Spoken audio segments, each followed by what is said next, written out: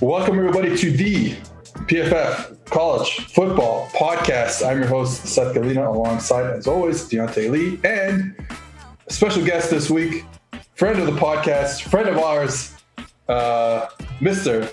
Mark Schofield, coming to us live from his basement with the whiteboard, the TV screen, the Patriots memorabilia in the background, everything going on here. Mark, welcome to the PFF College Football Podcast. Gentlemen, it's an honor to be here, but I got to say, you guys must be scraping the bottom of the barrel for guests now if you're coming to me. I mean, really? Really? You have no idea how many people said no to us this week. Oh, okay, that makes sense. That makes sense. Was Kist booked up? Yeah, Kist. I actually thought we were getting Kist, so I'm surprised to see your face here. That makes sense. Actually, I wanted to get you on for a few weeks. I've been thinking about you, and then we got some other people. But then one of the reasons why I asked you this week, even though I would have asked you eventually, it was because I mistake your identity this weekend. Oh, right. Because I thought someone had messaged me a few years ago, being like, "Hey, wow, like it's cool. Like you have some followers on Twitter, and one of those followers is Mark Schofield. Like that's really cool." So I messaged you saying, "Hey," so I took a picture of this person sending this to me, and then I sent it to you, Mark, being like, "Hey, like it's cool. Like some people think you're an important figure in the sports world." And then it turns out my memory was wrong. And actually, the person was saying, "Hey, it's cool that Matt Waldman follows you on Twitter and not Mark Schofield." So it wasn't even me at all. I'm getting mixed up, me and Matt Waldman, which I think is good. That's a good thing, that's though, a good right? thing. Hey, that's a good RSP thing. Mark Schofield. Yeah, RSP Mark Schofield. Yeah, Matt, send me some proceeds, man. A little kickback on the RSP now. So yeah, that's I felt bad, so I had to get you on immediately on the podcast. So this is a pity invite? It's a pity invite, yeah. I'll take the pity invite to a big show like this with you two guys. Hey man, I probably don't even end up here with PFF for Mark. Stop it, Diante. You're a star, man. Come on. Seriously. So you guys know many each other a debt of gratitude. No. Diante did some work over at ITP. But I mean, look, Diante's brilliant, man. Like Diante was going places. He didn't need ITP. He says that now. Me and Mark know each other in the flesh. That's a weird. Is that a thing I can say? Is that not a sexual thing? I hope not. No, yeah, we know each other in the flesh. We've walked down Dauphin Street together. We have many a nights in Mobile, Alabama. And you're not helping, Seth. The way you're describing this is not helping. Okay, let's get into it. Actually, before we get into it, I just wanted to give a little shout out to a friend of ours who's going through a really tough divorce right now, and we just want to give a shout out to our boy Nick. Nick, we know you're going through it. Just wanted to give a shout out to you, and good luck with your divorce. Okay, so let's get into football now. Mark, you are a former Division III quarterback. So let's start there. Now you do. We have to. Yeah, we have to. No, we have to. So you're from the New England area, I believe. Does the accent not give it away? Yeah, a little bit. A little bit. I still get made fun of that. Like I did a video on Mac Jones on YouTube, and one of the comments was, Mac Jones is so good at hanging in the pocket. He's also good at hanging in the pocket. Like they had to double spell it because of the Boston accent. I dropped the G's all the time. There was also, when Kiss and I were doing a show, one of the iTunes reviews was like, Schofield doesn't know how to pronounce a G. He can't pronounce a G to save his life. It's like I get roasted for the accent all the time. People tell me I have a Canadian accent, so I don't understand. You've told me this, I'm pretty sure. Probably. Yeah. One of those nights walking down Dauphin Street. You can't deny that, Seth. I've heard it plenty of times. It'll jump out every once in a while. Yeah, it'll jump out. They'll jump out. Anyways. Unlike me, as a Californian with no accent at all. That's a professional voice there, Diante. Is there a specifically, would you say, a San Diego accent? I think that all Southern Californians sound pretty similar. people, make jokes about how we say like park car and stuff like that. And there are times when I'm talking, if I get very relaxed, you can definitely hear the Southern California accent jump out with certain words, but I try to keep it, as manageable as possible because it can sound a little bit ridiculous. If you've ever seen like a TV show or a movie from LA and the way that they talk, like I wish I could say that that's a lie, but we really do sound like that. Okay, let's get back to the Northeast. Boston. I'm trying to duck this as long as I can, man. Okay, so look, you tell me about when did you start playing quarterback, like in high school or even before that? And then how did it lead you to Division III college football? I started playing QB when I was 10. My first year played football, I played running back. I can still remember my first carry. It was 24 quick. Lined up at the T, left halfback, straight ahead dive, spun off the linebacker. Man, I was hooked on this game from that moment. But the next year I started playing quarterback, played all the way through high school. I knew early on that Division I was not in the cards for me. Like USC, this is how much money these programs have, man. USC sent me one of those initial questionnaires, like fill this out with your like 40 time and all that stuff. Cause we've seen you on film and this is fantastic. They sent it to me before my junior year. I hadn't played it down at the varsity level. Like they're just sending them to everybody. And I was like, it was signed by like, I think, I forget who signed it, but I was like, I like framed it. I'm like, there's no way I'm going to USC. Like, come on. Some of the smaller, like 1AA schools, like the Ivies, Georgetown, like they came calling. Georgetown had me down for an official visit. And Seth, you've met me. I mean, I'm 5'9" on a good day, 180 on a good day. And I'm walking around these like 6'4", 6'5" offensive tackles. And I'm like, yeah, no, this is not going to be it for me. So I went the small school route, the Division III route. I was recruited to run the flex bone at Wesleyan University, which I was very excited about. That's my game, the option and all that stuff. And then we were 3-5 my freshman year. And so the coaches were like, we're going to change offenses, go to more of a pro style, West Coast, Coryell kind of hybrid. So Mark, you're going to play receiver now. Like you can't run that offense. And so I get moved to receiver as a sophomore. I was the X in our short yardage package. So it was like a 22 personnel. I was the only receiver. I was just allowed to crack block. It was like, you're going to crack block and run fades. Like, that's it. So like, okay, fine. Like, that's what I did. But then for my junior year, we had some kids transfer that were quarterbacks that left. So they had to move me back. So I played QB the rest of the way. And I like to tell people, and I'm proud of this, from like 96 to 99, I was the worst quarterback in all of college football. If you were Division III non-scholarship and a backup to boot, like you're the worst quarterback in all of college football. Like, period, hands down. And I wear that proudly. And I will say Wesleyan University is 1-0 in games in which I was the starting quarterback because I started one game my junior year, 1-0. I was benched after my second pick in the red zone on Y throwback.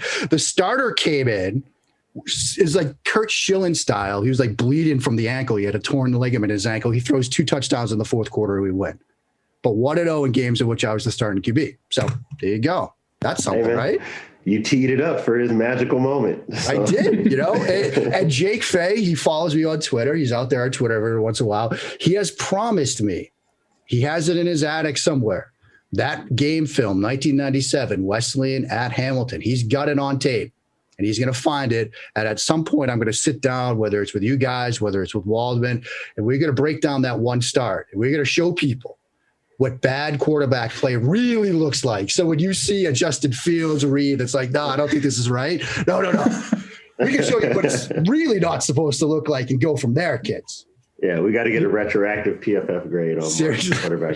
Can you guys, does the scale, do you guys do negative numbers at PFF? Yeah, man. Okay, well, there you go. Yeah, you'd be scraping the bottom. I figured out, I didn't realize I actually calculated adjusted net yards per attempt for my career. I didn't realize that could be a negative number. Oh, yeah. I found that out the hard way. That was a tough day when I figured that one out. But yeah. Yeah, you know what? Playing quarter, you talk about like how hard it is to play quarterback. And I played receiver in high school and then started coaching quarterbacks pretty early, like after I was done. And so I didn't play this position. I was like the bad quarterback who never got a start, but then started a receiver. so like, you learn the game that way. And I think I was an all right quarterback coach. But then when I started playing flag football and I started receiver and then I moved to quarterback in the past few years. And I'm like, I know everything. Like, I know what coverage you're in. I know where the ball should go. I know all this stuff. Guess what? I can't get it there. Like, I just can't. Yeah. I'm bad at it. So yeah, there's so much more than just like understanding stuff and doing all that stuff. And that's why, Seth, we've talked about this before. Like, we used to get so wrapped up in like, I used to get so wrapped up studying quarterbacks. Like, oh, is he reading his keys before the snap? Like, does he know that rotation is coming? It doesn't matter. Like, what matters more for the most part is, can he find the soft spot and attack it? And can he put the football where it needs to be, what it needs to be there? Like I think, and Diante could probably speak to this. He's a brilliant defensive mind, but that's probably what gives you fear as a defensive coordinator. Like, when you've got something drawn up that you think is going to fool somebody, and even if they like don't quite technically read it right, but they could still beat you. Like, that's hard to defend. That's hard to deal with. And so the more I do this, the more I'm just like, I don't care if the guy can like read rotations and could whiteboard stubby versus stump. Can he throw the football where it needs to be, what it needs to be there? Can he do that? If he can, he's going to be good. If he can't, he might not be good. Yeah, I think like that's something where I've just become less dogmatic in my approach to, especially evaluating quarterbacks. And we were talking about this before, like the big difference between coaching quarterbacks and evaluating quarterbacks. But when you're evaluating, it's just like, well, did he get the ball to the right spot? And I think like, we want to believe that the NFL everything's so complicated and this and that, and it's so hard for quarterback, and you didn't do it in college, you can't get in the NFL and stuff. And it's like, I don't know, maybe NFL offenses have gotten less complicated, and therefore it's easier to just come in and play. And even if you don't, like, look at Justin Herbert last year, like even if you didn't look like you knew anything on tape in college, you could just come in and be a real good player right off the bat. And you have to be, because if you're a top pick, you're going to play right away. Yeah. And that's what teams are doing, because if you're a top pick and you're relatively cost controlled, you want to get that guy on the field. Like the old way of like holding a clipboard for 3 years and learning, that's gone. 3 weeks at most. Like most times we're going to try to get that guy on the field. So what are you going to do? You're going to do things that they're familiar with. You're going to like call designs that they're familiar with running and put them in a favorable spot. But frankly, that should be what you're doing for all quarterbacks. Like, I don't care if you have Justin Herbert or Tom Brady, like scheme guys open. Give them open reads. Are there times when they're going to have to think for themselves and work through reads and work through progressions? Yeah, sure. But for the most part, you want to get that first receiver open. That's why this whole debate of, a guy's a first read quarterback, he's thrown to his first read in the progression. That's what he should be doing. Like, the first read's supposed to be open. And if it's not, then okay, you work through the reads. And maybe that first read is closed to you before the snap, because you just see, I'm supposed to be throwing a seam route to the slot here, and I've got a slot defender over him and a capped safety. Maybe that's a blitz, maybe not, but I'm not going to force that. I'm going to come the other side of the field. And so it looks like, he's going first read, but he's ruled something out before the snap. And so, we, like you said, Seth, I think I've also gotten less dogmatic in how I do this. I used to tell people I spend more time before the ball is snapped, like, where are the safeties? Too high, single high. What are the corners? What do their feet look like? What's the box count? What's the front look like? I'm writing all that stuff down. That doesn't matter. Now, if I'm coaching quarterbacks, like I said, look at the box, look at the front, look at the corners, look at the safety. Get yourself into a frame of mind. This is what you should expect pre-snap, right? So then, look, these are your reads. If they stay in this look, if they change it, this is what you're going to have to do. Like, that's the stuff you do when you're coaching the position, because you want to learn that, because it all matters. But I'm not going to spend 25 seconds, 30 seconds, a minute and a half pre-snap now. It's just, can he put the football where it needs to be? And if not, why not? And if the reasons why not are things that can't be fixed, then we got a problem. If there are things that can be fixed, then okay, you make that note and you move on. Cool. So, yeah, I mean, Mark, this is like a conversation that I've had with a lot of coaches, evaluators, people on social media, trying to take what we know from like a scheme perspective, being able to take what we have on chalkboards, on whiteboards and diagrammed up, and then how it looks on the field. So, as a defensive guy, you can look at a quarterback and say, oh, maybe he does look confused here. Or, oh, he threw the ball into the seam in the middle of the field was closed, or X, Y, and Z. But I think that we have a little bit too much of a connection to guys who turn their shoulders 2 or 3 times to work through a progression. I do think that the NFL has conditioned us to celebrate checkdowns as a result, which is something that you don't see from every offense, especially going from the college to NFL level, because they're dealing with different things from a coverage perspective, from a talent perspective, and from just like a spatial perspective. Things are just different from one game to the next. And then when we talk about things like first reads, and this is something I've learned the more time I spend on offense, it can mean 1,000 different things. Your first read might be an alert. Pre-snap, do you get middle of field close with the press corner? Okay, then I want to hit the X on a fade. Yep. Or am I getting a soft corner with 2 high safeties? Okay, then I know that my first is going to be, this through route, up the middle of the field. Am I seeing man all the way across the board? Am I seeing 2-man, Okay, well, now I maybe want to work the back in a matchup that I like. So I do think that we have to continue to recondition the way that we look at quarterbacks in order to truly understand what it means when we talk about things like processing, things like working through progressions, things like getting to a first, second, third read, because a lot of this work doesn't even happen post-snap. So much of the science to playing quarterback happens before the ball is even snapped. So that is definitely something I agree with you on. Yeah, and I think that's why I try to strive to teach people, or to keep saying that, some positions are like a snap to whistle position, right? Like that's the evaluation time frame. Quarterback, I wouldn't even say it's a huddle to whistle. It's like a Tuesday meeting room to whistle position, where so much of what you do gets refined before the ball is even in your hands. And whether it's like, okay, I've got middle of the field closed, I want to attack up the seams on this route concept. Oh, it's middle of the field closed. It looks cover 3 with soft corners. I've got a hitch seam. I'm going to throw the hitch. I'm just going to take that. And so when the ball is snapped, it's like, oh, this is what he's reading after the snap. You've already missed half the battle, And so I might not be like making notes and like taking a lot of like dogmatic approaches to what you see in the pre-snap phase, but it's important to remember that's when a lot of this is done. And so reads are ruled in and out before the play even begins. And so this idea that quarterbacks are like first read only or can't go through progressions, they've probably gone through 5 before the ball is in their hand.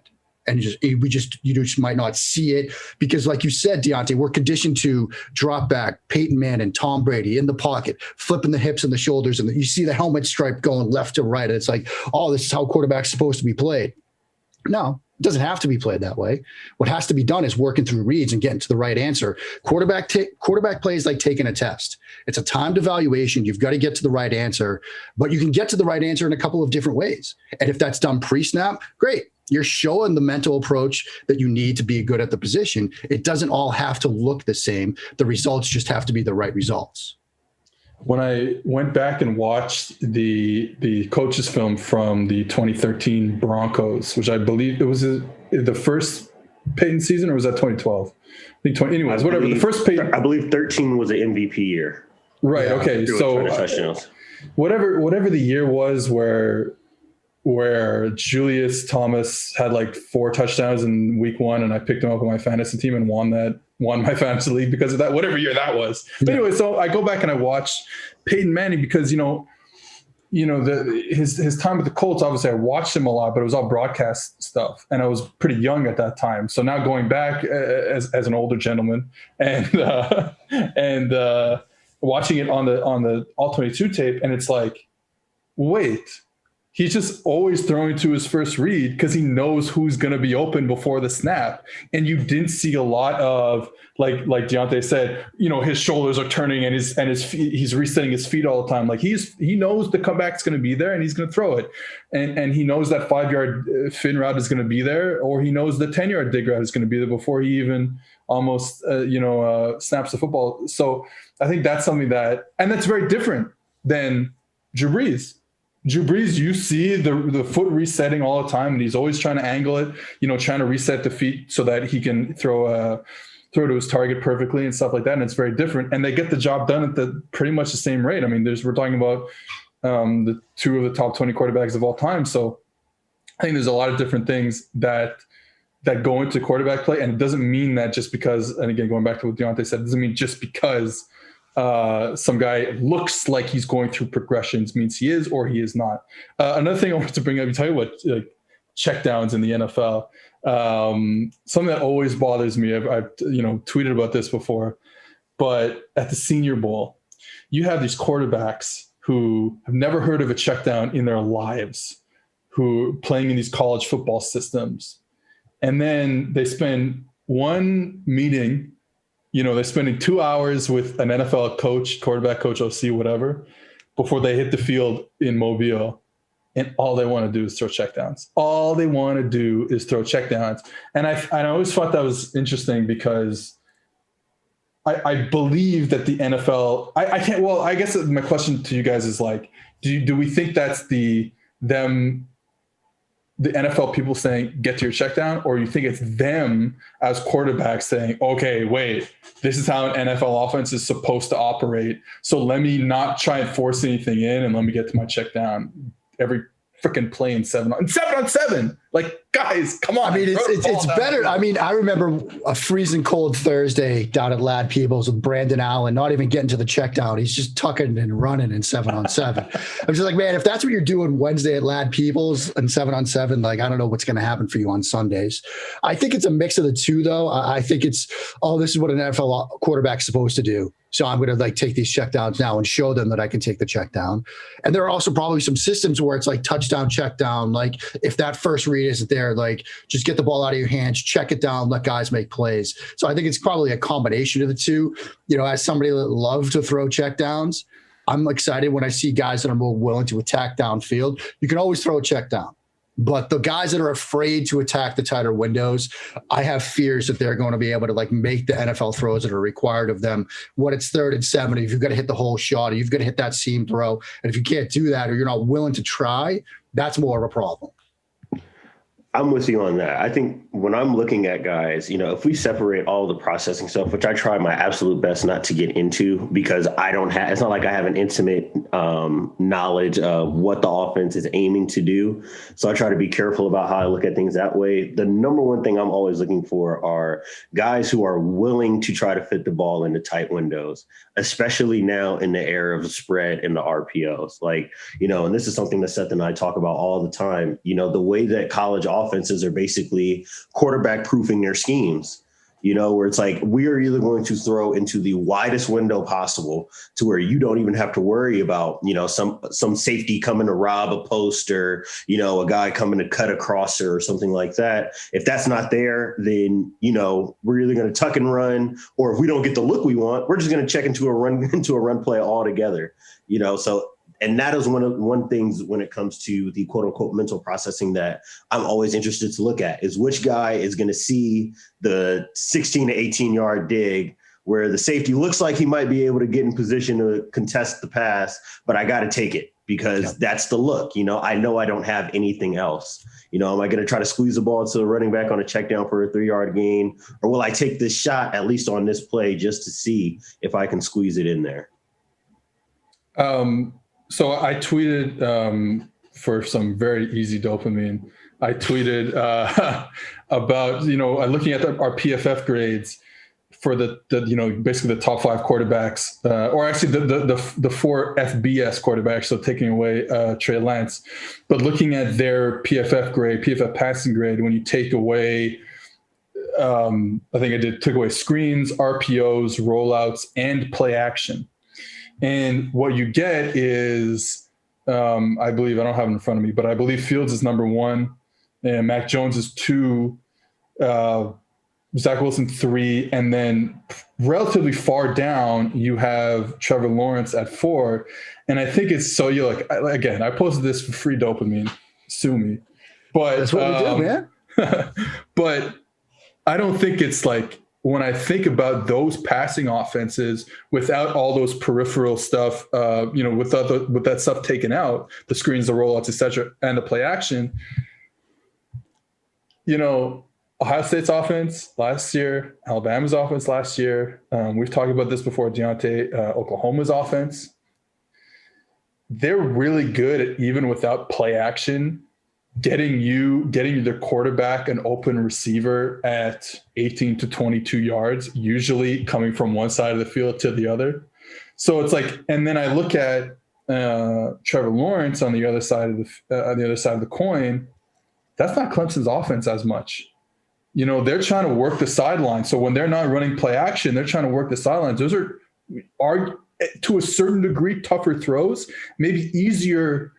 I don't want to get caught up here, but maybe easier reads when you're working the sideline, but tougher throws because you're getting one-on-ones, right? You're not getting a guy open down the sideline, unless they rotate to cover two and you get them in a hole or whatever. But you're really getting a vertical shot one-on-one on the sideline, so it's a lot of tougher throws. So when I look at that, I'm like, oh, these teams are doing such a good job of, whether it's play action or not, getting their quarterback really open space to throw to receivers. And I think that's something that we have to take into account every time we do it. And I think this class is an interesting example of just that, because we have 4 or 5, all 5 of them played on teams where they were better than everyone else. And their offense coordinator could get them into situations that was easier for them than I would even say Burrow last year. I would say Kellen Mond. I would say Sam Ehlinger this year, maybe,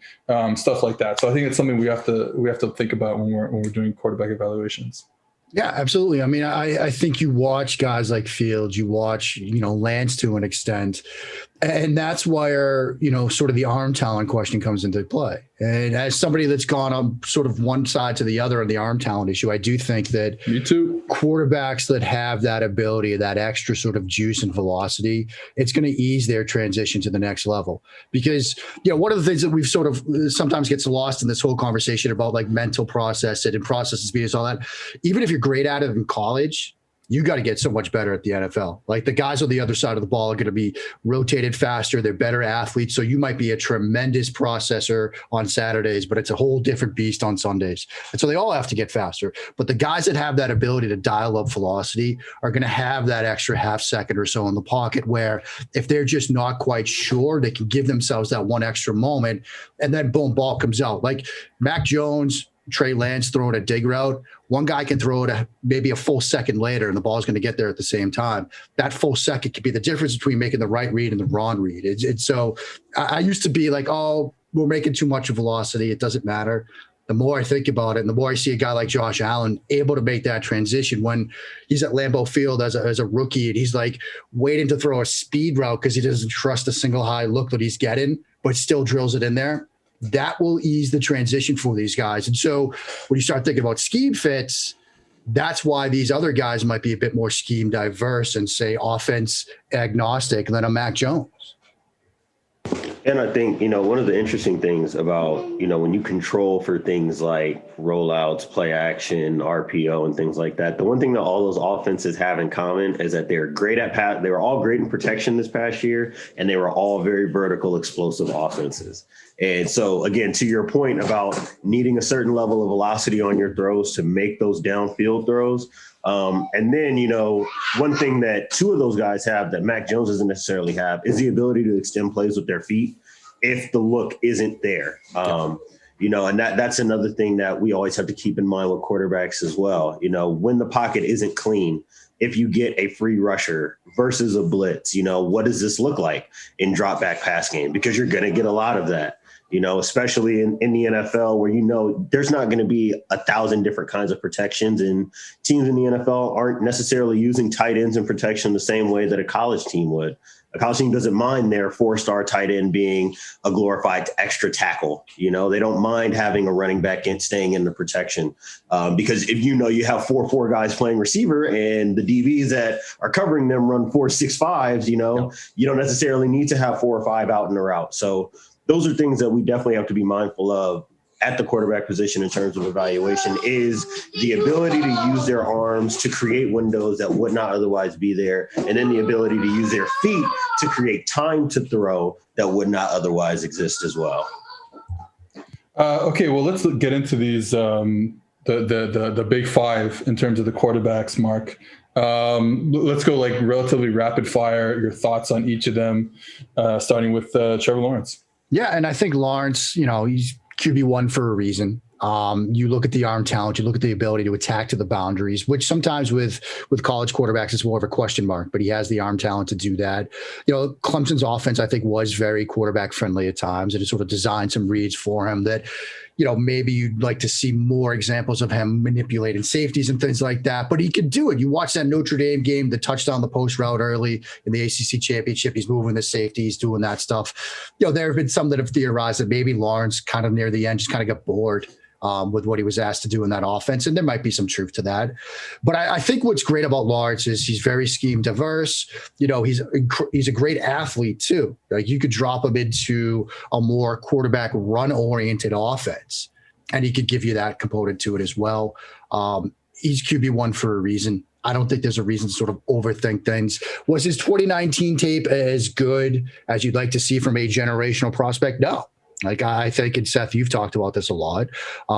He left a little bit to be desired last year. I think he got better this year. I think, if you want to make an argument for another guy, Wilson Fields at QB1, I can understand that. But I do think that Lawrence, while he might not be the generational guy that we built him up to be, he's still a very good quarterback prospect. He's still very scheme diverse. You could run him in almost any system. He's athletic. He can extend plays. He can throw with leverage. He can put the ball where it needs to be with velocity at all levels of the field. He's outrunning Baron Brown into the edge in, the national semifinal down in the red zone. So he's going to be a threat in the run game.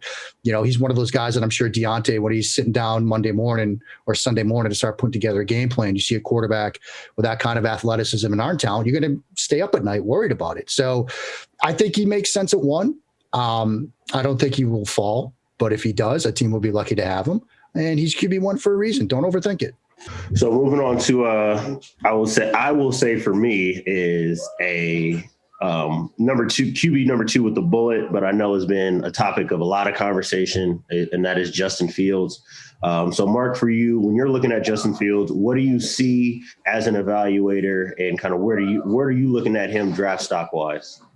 I mean, for me, he's really like, you want to call him 2, you want to call him 1B, like put him in either one of those spots. I mean, if it were me and I'm the New York Jets at 2 and Justin Fields is available, we're on the clock for maybe 20 seconds and I'm running to the podium myself with that name on that card. And I will say this, I sort of came around on Fields this time last year or last summer when I was studying him. I was like, look, he's extremely talented. He's athletic. He has a big arm and a ton of potential. But, there are moments when getting to that right decision could be a bit quicker.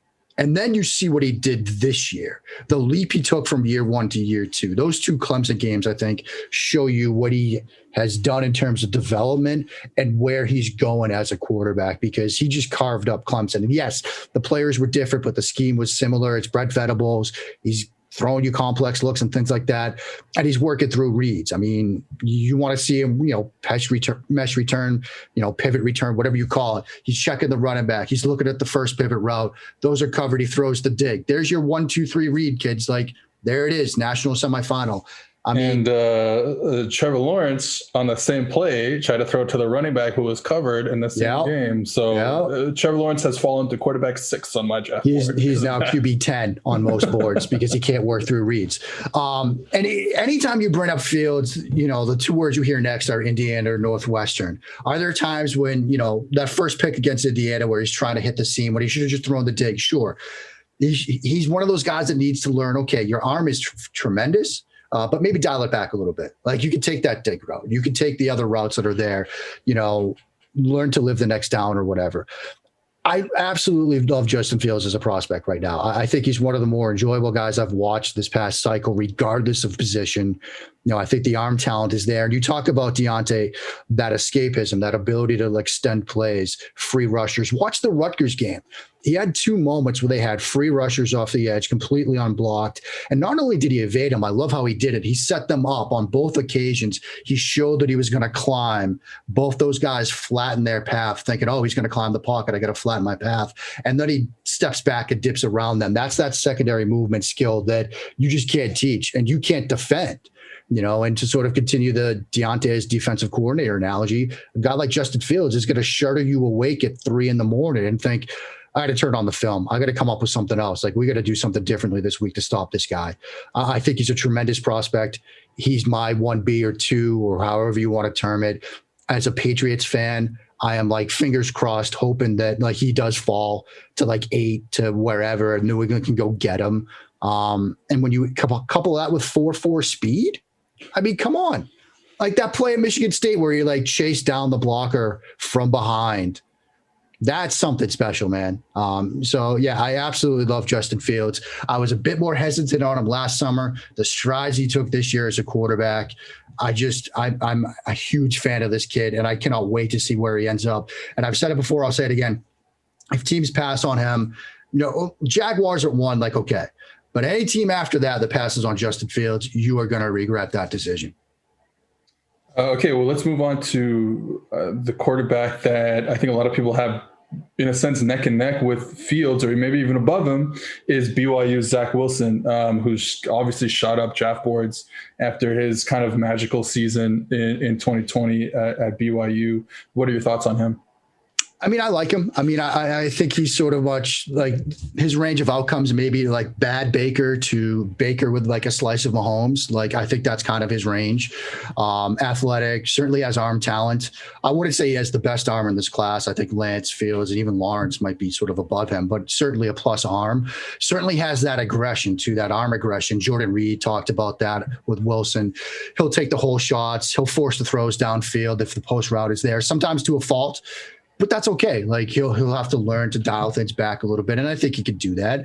Certainly, the jump in production this year, you could say maybe some of it was scheme influenced, outside zone, play action, boot action, things like that, which we expect the Jets to be running with Mike LaFleur, and so maybe that scheme fit does make some sense. He's certainly a talented quarterback, certainly has arm talent and athleticism, and you could see why people are excited about him. And I think he's a good prospect. I just like the other 2 guys more. And that's okay. You can like more than one prospect, people. You don't have to just stand on a hill for one guy and say that the other guys are all garbage. They're good. I just like Fields and Lawrence more. So moving on to the next guy behind him, this is somebody that I still am not 1,000% sure about. When you talk about tools, I think he's got a lot of them, but there is kind of a lack of tape. So when you look at Trey Lance from North Dakota State, what do you get from him big picture wise? Yeah, I mean, he's certainly Diante, the ceiling upside pick, where if you're a team that maybe isn't ready right now, but you've got a year or 2 to grow, or if you're a team that has a veteran starter like New England, like Chicago, where you've got a little bit of a pathway to ease him in, you could take the bet on the upside because the traits, the athleticism, the easy arm talent, might have the best arm in this class, and he's still figured out mechanics and arm slot. That's why Lance is enticing. I do think, like you said, it's an FCS kid, not a ton of, not an extensive body of work, just the season in one game. But you also see what he was asked to do at the line of scrimmage. We talked a lot earlier about, what quarterbacks are asked to do or supposed to do pre-snap. And you talked to his quarterback's coach, Randy Hedberg. Doug Farrar chatted with him recently. Kill calls, maybe calls, protections, getting in and out of stuff. They were letting him do that day one. I mean, his first game against Butler, that 50-yard touchdown run, he saw a pressure look. He checked out of it into a QB run and took it himself for a touchdown. That's the stuff they were letting Easton Stick and Carson Wentz do, when they were seniors and stuff. He's doing it in his first start. So I think he can do more at the line of scrimmage and can do more from a mental standpoint that perhaps really shows up on film. And I think it's important, not that he was doing it, that they had the confidence in him and they gave him the freedom to do that. That shows you what his coaches thought of him. I think he's pretty scheme diverse, but there might be some systems where he might need a bit more time. I think you can sort of close your eyes and listen to the offense, fullbacks in the flat, tight ends and stuff, and you can see why Kyle Shanahan might think, maybe at 3, maybe. because he could probably run and have some familiarity with that play action drop back game. People see an under center quarterback and they immediately think pro style. I think that pro style term is just pro style is whatever you term it. And when teams are in shotgun and pistol 95% of the time, like, I don't care if you can take a snap from center or not. Like, you might not ever need to as a rookie. But I do think he's extremely talented. There might be a learning curve there. But if you've got the opportunity to make a bet on that upside, you might be really happy if you do it. And finally, Mr. McCorkle QB3, Jones. baby. QB3. What are your thoughts on Mac Jones? I think he's a good quarterback prospect. I think when we were sort of pre-San Francisco trade, when we were sort of in that realm of, maybe mid-first round, maybe a team like New England at 15, maybe even San Francisco at 12, like, okay, it might seem a little rich, but, he's accurate, doesn't have the arm talent the other guys have, doesn't have the athleticism the other guys have. So he's going to have to follow the Brady path of footwork in the pocket and pocket feel and understand the protections and stuff, knowing where the weak spots are and spinning away from pressure if he needs to. And I think he does that fairly well. I think if you watch like the Notre Dame game, early in the game, they had the 2 linebacker inside blitz. He knew Harris couldn't block both of them. So ball was snapped and he's immediately starting to spin away from it. Like, he's going to have to win those sort of pressure games with his mind. And I think he could do that. But also, anytime you say a quarterback's going to have to follow the Tom Brady path of being a good quarterback, that's tough. That's a big ask. So he might be like more scheme dependent than the others. You might need, as Jordan Reed and others have said, the sort of 3 Ps, right? Play calling, playmakers, and protection. He might need those more than the other guys. Do you trade up to 3 to draft a guy that can run your offense or that can transcend your offense? I would say transcend. I would say Fields or Lance. But if you really want to, and I don't even know if he has the like safer floor that people have said. I think, we've kind of talked about how athleticism and arm talent might give you a safe floor too. So I don't know if I'd go that route that much, but he's a good quarterback prospect and a good college quarterback who can be successful at the next level, but he might be more dependent on external factors than the other 4. The guys who we say are the safer prospects tend to have one thing in common, and it's that they look like me and Mark.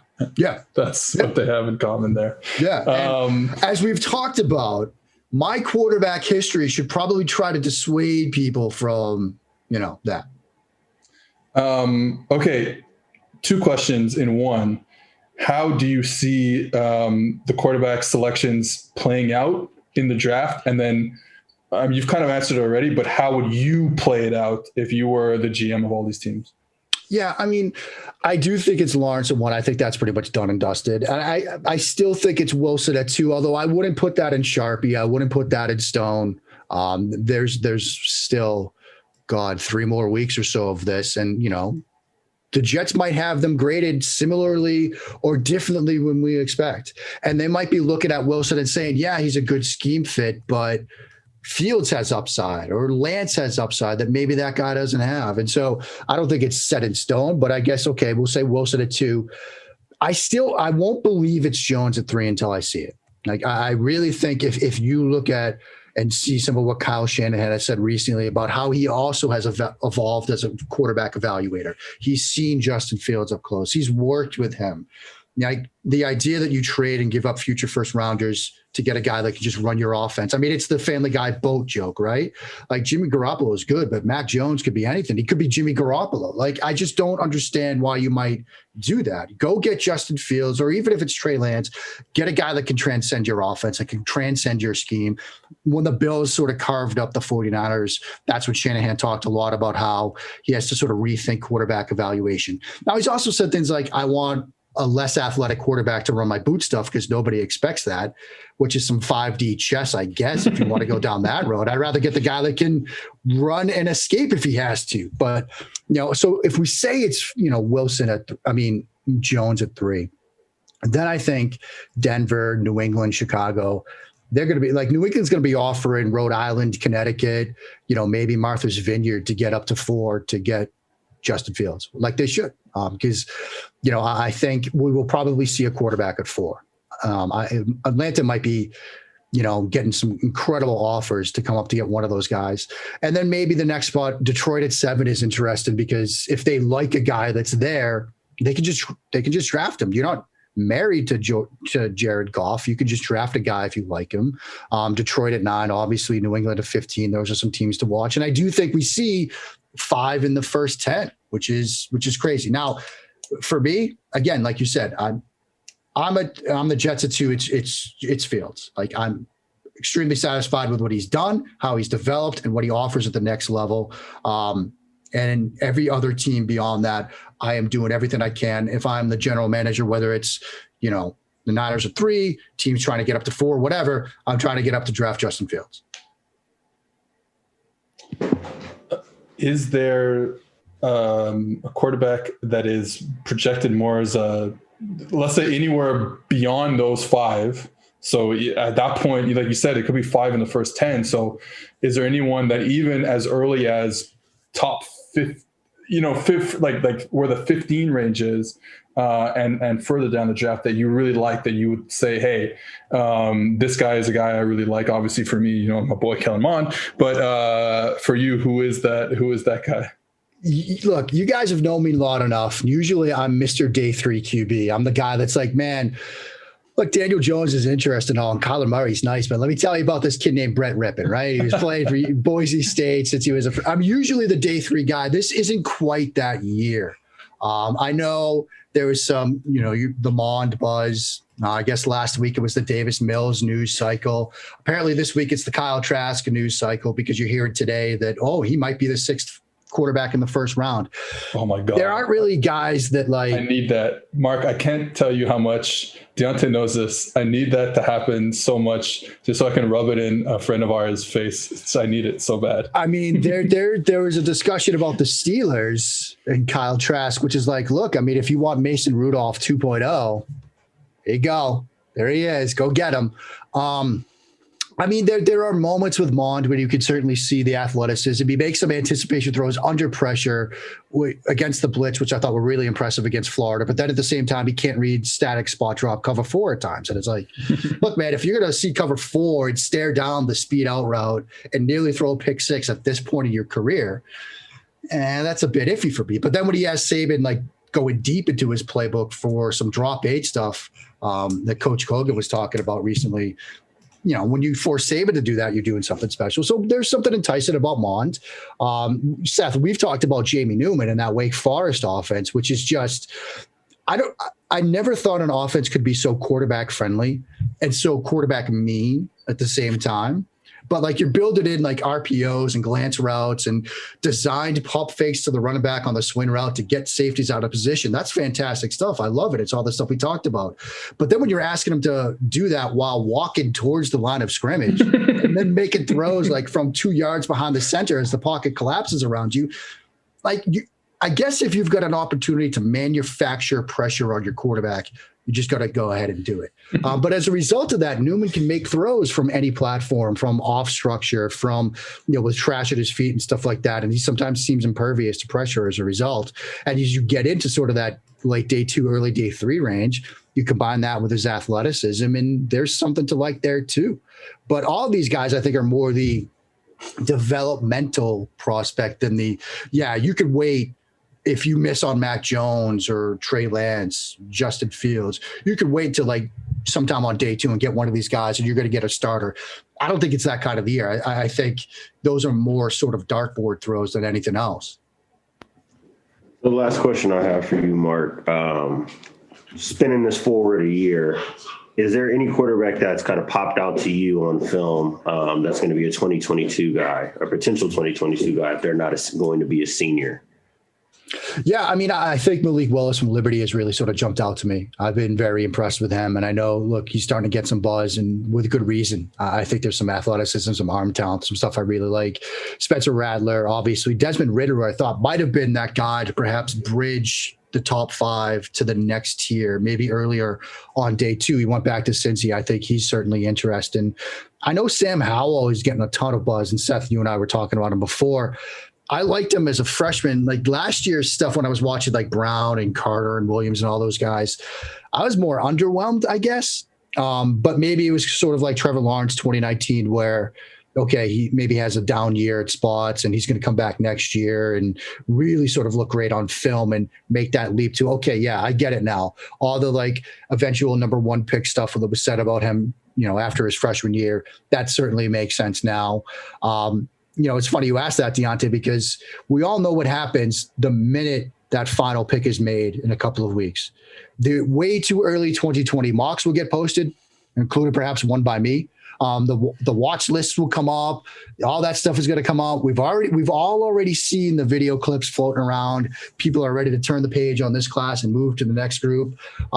So we could have another 365 of yelling about quarterbacks, which is just, why are we doing this? What are we doing to ourselves, man? I mean, just come on. But yeah, but it should be a fun class. I'm excited to get into it and start yelling about the next group of kids, because that's what well-adjusted people do when they're in their 40s, is yell about 20-year-old college quarterbacks.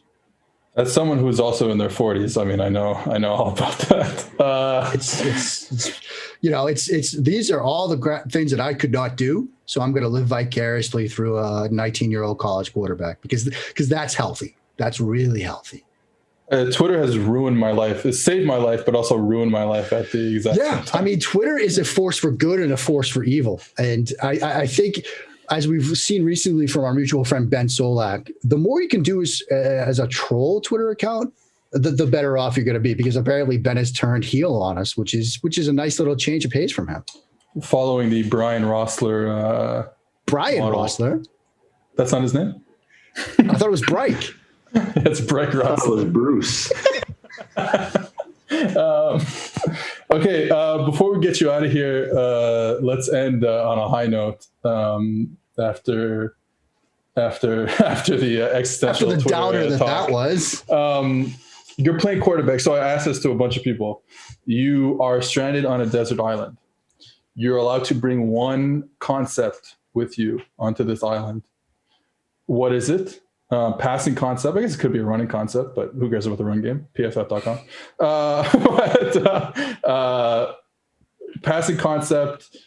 It could be as detailed as, personnel, formation, motion, et cetera, or as basic as 4 verts, curl flat, blah, blah, blah, blah. Yeah. I was a huge fan of, we called it 585. People are probably more familiar as 525 F post. We've got the comebacks on each side, post route, middle of the field.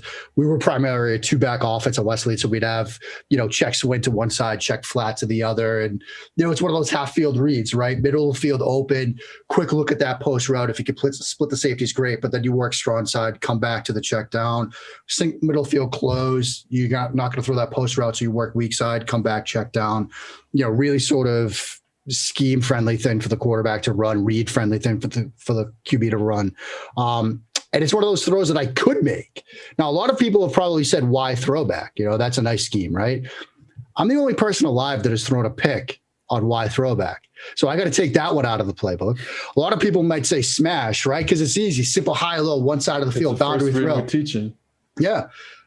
I've thrown picks on smash. Every time I saw that corner try to cheat it and half split that, I'm like, I can get it over his head. And we often ran smash off sprint stuff. So I'm sprinting to my left, trying to get that, throw it away from your dominant hand, and then try to throw that 7 route. I mean, I just threw it every time right to that corner. You could see his eyes just wide. He's like, yeah, I'm going to get a pick here. So yeah, 585, 525 F post. That was probably the one I'd take with me, because it's one that I could actually read and throw pretty well. Smash is funny, because it's like I said, it's like one of the first. It's like slant flat, curl flat, and then smash, right? Like these are like three things you're starting every install with. But then, I feel like maybe corners and defensive coordinators and you can add to this, Diante, too. Our corners just getting smarter at like, okay, we understand when there's a smash call. We understand how to play it. They play it so much better in cover 2 now. Being able to either bait the cornerback, like Mark is saying, or or just make him throw the shorter hitch route or whatever rather than the yeah. I mean, I don't want to step on Diante's toes here, but you watch any coverage clinic and they're like, okay, here's what we do against smash. Make him throw the scholarship route, make him throw that 7 route, and if you get a chucklehead like me that you can bait into doing that time and time again, you're going to be able to make plays against them. So I think, yeah, it's a day one install, but it's a day one defensive install too, because you're like, how do we defend smash? How do we defend verts? Like, okay, we got those covered. Then let's move on. Yeah, I'm going to trigger justice here and say that the corner is almost never open. Okay, it's almost never open. Like, if you're playing cover one and you want to throw smash, I mean, that throw is available for you all day, every day. And against some cover three, you maybe get a look at it if you're able to convert the corner into like more of a bench type of route. But yeah, I mean, anything that's split safety, to me, yes, that's one of the first things I'm going to draw up is how we're going to deal with high lows up the sideline against split safety coverage. And more times than not, even if I'm not perfectly covering it, I can create enough gray area as a defensive coach to where as a quarterback, it's probably just the smartest idea to throw the hitch and live to play another down. Also, you talk about that, the first concept you mentioned with the kind of mirrored comebacks on the outside and then a route that kind of splits the middle of the field. That's another thing. Me and Diante talk about that play a lot too. It's just something that you're seeing a lot of. I've been watching the Cardinals, watching Kyler Murray. I think they run that a lot of 3 receiver routes down the field. That's something that's coming back big time because, like you said, it's a relatively easy read. Yeah, I mean, the less people you put on the field is down the field, it's going to be an easier read to a certain. And it's degree. One of those things where it's like you don't need to tell me like what coverage it is exactly. Is it middle of the field open, middle of the field closed, half field read? Like where generally to go with the football. I mean, look, if a chucklehead like me could have it called for him, again, remember. Worst quarterback in all of college football.